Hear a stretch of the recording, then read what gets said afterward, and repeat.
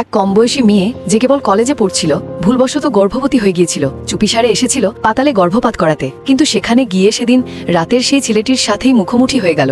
ছেলেটিকে সামনে দেখে মেয়েটির বুক ধরপড় করতে লাগলো, কিন্তু যখন ডাক্তার বললেন অপারেশনের খরচ 10 লাখ টাকা লাগবে, তখন সে সাহস জোগাড় করলো। সরাসরি ছেলেটির কাছে গিয়ে বলল, আমি 1 মাসের প্রেগনেন্ট, তুমি চিন্তা করো না, আমি অপারেশন করিয়ে নেব, শুধু টাকার দরকার হবে। ছেলেটি কোনো কথা বলল না, ঠান্ডা মুখে চুপ করে দাঁড়িয়ে রইল।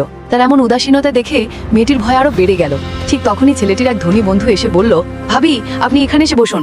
সে ছিল ভীষণ বুদ্ধিমান, মেয়েটিকে শান্ত করলো আর বলল, শুধু একটা ডিএনএ টেস্ট করালেই সব পরিষ্কার হয়ে যাবে। ছেলেটির বন্ধু তাড়াতাড়ি বলল, না ভাবি আপনি ভুল বুঝছেন, আমি বলতে চাইছিলাম যদি ডিএনএ টেস্টে প্রমাণ হয় যে বাচ্চাটা আমাদের বসের, তবে উনি আপনার আর বাচ্চার সম্পূর্ণ দায়িত্ব নেবেন। এবার মেয়েটি থমকে গেল, কিছুটা ভাবলো, তারপর বলল, আমি বাচ্চা রাখতে পারবো না, আমাকে এখনো পড়তে হবে, বাচ্চা হলে আমার পড়াশোনা আর স্বপ্ন সব নষ্ট হয়ে যাবে। কিন্তু ছেলেটি, যে আসলে বিশাল ব্যবসায়িক সাম্রাজ্যের মালিক, সরাসরি বলল, বাচ্চা থাকবে, আমি সব দেখব।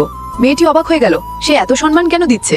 কারণ ওই ছেলেটির পরিবারে বহু কষ্টে সন্তান জন্মায়, আর এখন একসাথে যমজ সন্তান হতে চলেছে, তাই কোনোভাবেই বাচ্চা ছাড়তে রাজি নয় সে।